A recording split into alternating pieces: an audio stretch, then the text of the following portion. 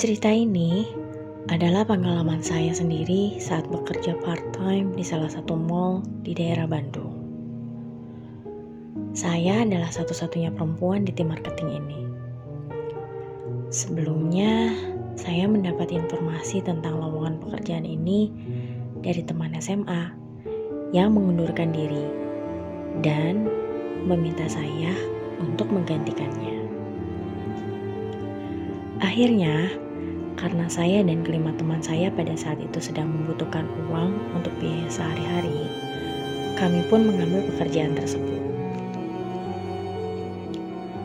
Kami berangkat ke mall dengan menggunakan sepeda motor.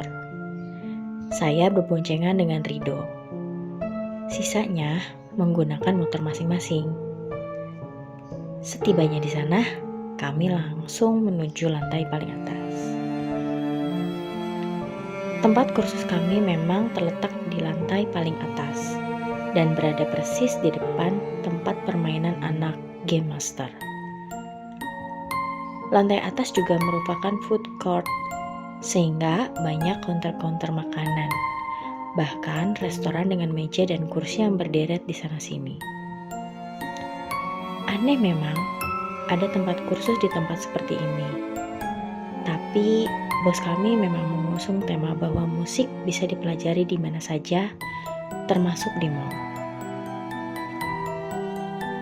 Sesampainya di atas, kami membuka rolling door dan merapikan meja, serta barang-barang lainnya. Disusul kemudian dengan kedatangan bos. Bos kami sebenarnya bekerja di salah satu kantor swasta ternama di Bandung. Jadi, mengelola tempat kursus ini bukan sebagai pekerjaan utama, hanya sebagai hobi saja, sambil mengisi waktu sepulang kerja. Tempat kursus kami buka dari jam 6 sampai jam 9 malam.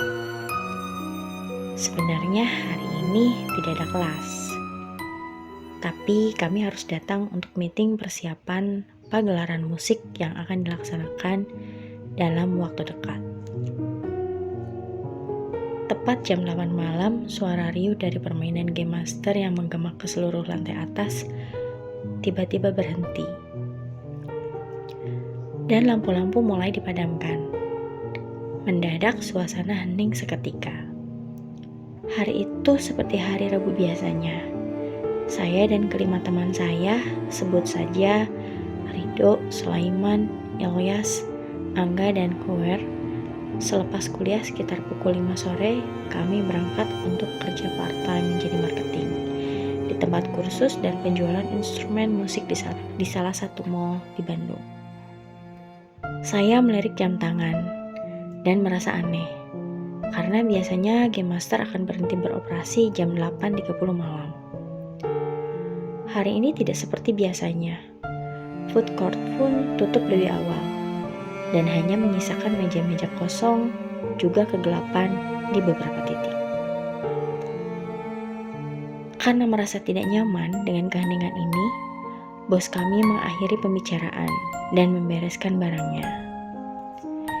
Yang lebih aneh lagi, tiba-tiba bos meminta kami semua ikut bersamanya menaiki lift sampai ke basement tempat mobilnya terparkir, dan akan menghantarkan kami menggunakan mobil sampai di parkiran motor yang berada di samping mall.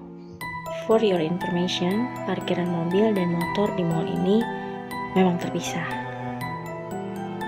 Kami yang awalnya heran akhirnya mengikuti keinginan bos. Karena merasa segan, kami pun mematikan lampu tempat kursus dan menutup rolling door. Kemudian berjalan menuju lift yang terletak di ujung pojokan lantai atas. Di seberang lift terdapat wastafel dengan cermin besar yang memanjang. Bos menekan tanda panah ke bawah pada tombol di dinding samping lift. Tidak lama lift pun terbuka. Kami berenam dan bos serta 2 pengunjung lainnya memasuki lift. Salah satu dari kami menekan tombol B1. Dan hanya tombol itu yang ditekan, yang menandakan kami semua hanya menuju basement saja. For your information, lift ini selain lift untuk penumpang, difungsikan untuk mengangkut barang juga, sehingga memiliki 2 bukaan pada pintu lift. Setelah menuruni 1 lantai, lift berhenti di lantai berikutnya. Ini bukan lantai B1. Secara mekanisme, kerja lift harus ada yang menekan tombol lift dari luar, agar lift bisa berhenti di lantai tersebut. Pintu lift perlahan terbuka dari sisi yang berlawanan saat kita masuk. Kosong, hening. Hanya terlihat lorong-lorong mall yang sudah gelap gulita, dan semua toko di lantai tersebut telah tertutup. Saya yang ada di samping pintu akhirnya memeriksa samping kanan dan kiri lift, memastikan ada orang atau tidak. Dan hasilnya, tidak ada seorang pun di sana.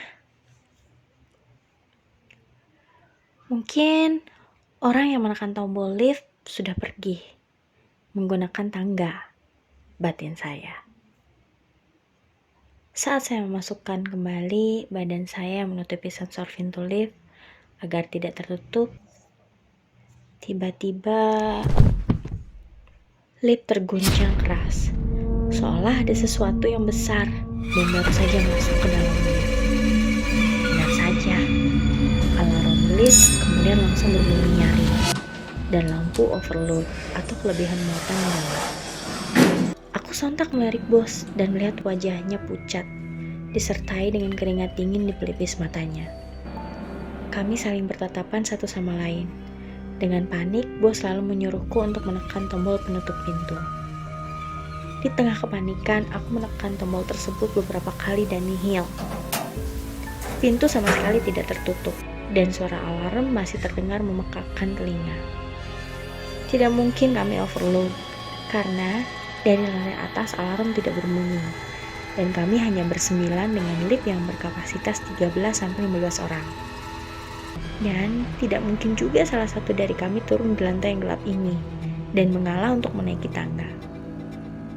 Aku masih berusaha menekan tombol lift agar tertutup sambil merafalkan doa di dalam hati, berharap semua kejanggalan ini segera berakhir. Akhirnya hening seketika. Alarm lift tidak lagi menyala, disusul dengan pintu lift mulai tertutup, dan lift kemudian bergerak menuju basement. Kami semua membisu seketika dengan guratan pucat di masing-masing wajah. Sesampainya di basement, kami turun dan segera menaiki mobil bos. Tidak ada percakapan sama sekali, sampai akhirnya kami diturunkan di parkiran motor. Bos pun pergi melesatkan mobilnya. Kami saling bertatapan, kemudian bertanya-tanya, tadi itu apa? Tapi tak ada seorang pun yang bisa menjelaskan kejadian tadi. Kami pun bergegas pulang dengan meninggalkan tanda tanya besar di antara kami.